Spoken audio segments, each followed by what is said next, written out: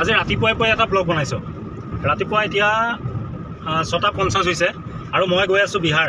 কালি ৰাতি 7টা বজাত মই ষ্টাৰ্ট কৰিছোঁ গুৱাহাটীৰ পৰা আৰু আমি গৈ আছোঁ কাহা যা ৰে ভাইয়া এই কোনচা জেগা মতিহাৰী গৈ আছোঁ মই এতিয়া বিহাৰ। মুজাফ্ফৰপুৰৰ পৰা 70-65 কিলোমিটাৰমান হ'ব।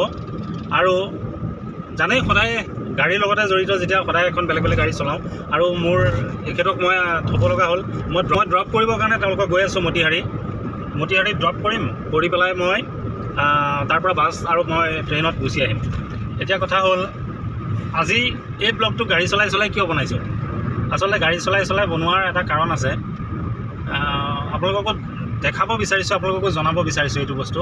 যদি কাৰোবাৰ কেতিয়াবা ক'ৰবাত কিবা প্ৰয়োজন হ'ব পাৰে, বহুত ধৰণৰ গাড়ী চলাওঁ, গতিকে আজি মই এখন অট'মেটিক ভেনু গাড়ী চলাই আছোঁ।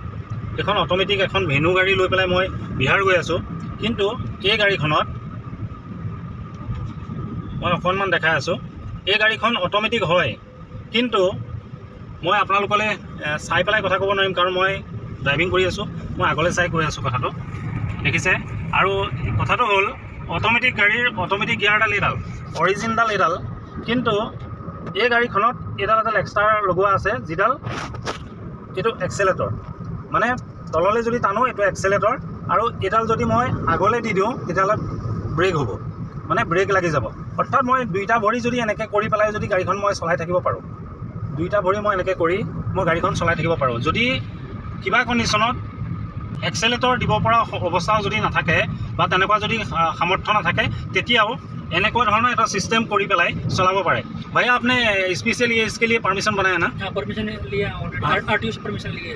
हाँ, उसके लिए स्पेशल परमिशन ল'ব লগা হৈছে, কাৰণ এনেকুৱা যিহেতুকে কোম্পানীৰ পৰা নাহে এই চিষ্টেমটো, তেখেত সামৰ্থ্য নহয় তেখেতৰ ভৰি আচলতে গাড়ী চলোৱাৰ কাৰণে। তেনেকৈ যিহেতুকে এক্সেলেটৰটো দিব নোৱাৰে, ব্ৰেকটো মাৰিব নোৱাৰে, সেইকাৰণে ব্ৰেক আৰু এক্সেলেটৰটো ইয়াত লগাই লৈছে তেওঁ। কি সুন্দৰভাৱে কৰিছে চাওক। মই এই ভৰি চাওক, মই ভৰি दिखा दीजिए ना भैया, मेरा पैर इधर है ना, मैं ऐसे चला रहा हूँ, इसमें एक्सेलेटर, ये एक्सेलेटर जा रहे हैं। মানে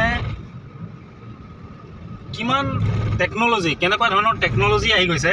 মানুহ ঘৰত বহি থাকিব নালাগে, পঢ়া শুনা কৰি মেলি চাকৰি কৰে, তেওঁ এখন ভেনু গাড়ী আছে আৰু সদায় গুৱাহাটীত তেওঁ গাড়ী চলাই থাকে, অফিচ অহা যোৱা কৰে। কিন্তু ইমান লং ড্ৰাইভ অহাৰ কাৰণে মোক আচলতে লৈ আহিছে। আগতো আহিছোঁ, মই মুজাফ্ফৰপুৰ আহিছোঁ, মুজাফ্ফৰপুৰত ড্ৰপ কৰি পেলাই মই গুচি গৈছোঁ আগত বাই ট্ৰেইন। আজি আকৌ মই আহিছোঁ তেনেকেই। গোটেই ৰাতি টোপনি ক্ষতি কৰি গাড়ী চলাই আহি আছোঁ। কিমান কষ্ট হৈছে এইটো হয়তো যোনে চলাই তেওঁ বুজি পায়। আৰু মই সাধাৰণতে দিনত গাড়ী চলাই বেয়া পাওঁ।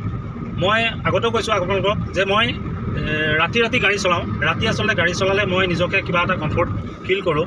আৰু যদি আপোনালোককো এনেকুৱা ধৰণৰ ছাৰ্ভিচ লাগে, ক'ৰবাত ড্ৰপ কৰাৰ কাৰণে, ক'ৰবাৰ পৰা আপোনাক পিক আপ কৰাৰ কাৰণে, অল ইণ্ডিয়া ভাৰতবৰ্ষৰ যিকোনো ঠাইত মই ড্ৰপ কৰোঁ, যিকোনো ঠাইৰ পৰা মই পিক আপ কৰোঁ। গতিকে লাষ্ট মই মুম্বাইত মই ড্ৰপ কৰিব গৈছিলোঁ, আৰু আজি মই আকৌ বিহাৰ আহিছোঁ। বিহাৰ বহুতবাৰ আহিছোঁ, কলকাতা বহুতবাৰ গৈছোঁ, MP গৈছোঁ, UP গৈছোঁ। গতিকে এই সৰু এটা অভিজ্ঞতা মই আজি আপোনালোকৰ ওচৰত শ্বেয়াৰ কৰাৰ কাৰণে আচলতে এই ভিডিঅ'টো বনালোঁ। অকণমান কষ্ট হৈছে, গাড়ী চলাই ভিডিঅ'টো বনাইছোঁ আৰু কথাটো জনাইছোঁ। যদি কোনোবাই যদি এনেকুৱা ধৰণৰ টেকন'লজি বা কাৰোবাক যদি এনেকুৱা এটা চিষ্টেমৰ কাৰোবাক যদি প্ৰয়োজন হয়, তেতিয়াহ'লে মোৰ লগত আপুনি যোগাযোগ কৰিব পাৰে। মই আপোনাক সেই দাদাৰ লগত আপোনাক কণ্টেক্টত আনি পেলাই মই সকলোবিলাক ব্যৱস্থা কৰি দিবলৈ চেষ্টা কৰিম। আচলতে সেই ইনফৰমেশ্যনটোৰ কাৰণে মই আজি এই ব্লগটো বনাইছোঁ। বৰ বেছি দীঘলীয়া নকৰোঁ। দেখিছে বিহাৰৰ ৰাস্তা কিমান ধুনীয়া। আৰু আমি এতিয়া কি পাম, এখন আৰিয়া না, আগে আৰিয়া মিলেগা हमको अभी, এনেকৈ পাই থাকিম। আৰু মুঠৰ পৰা আৰু বেছি দীঘলীয়া নকৰোঁ। সবিশেষ যদি জানিব বিচাৰে তেতিয়াহ'লে আমাৰ লগত মোক আপুনি যোগাযোগ কৰিলেও এই বিষয়টোৰ ওপৰত মই আপোনাক বিতংভাৱে বুজাই দিব পাৰিম।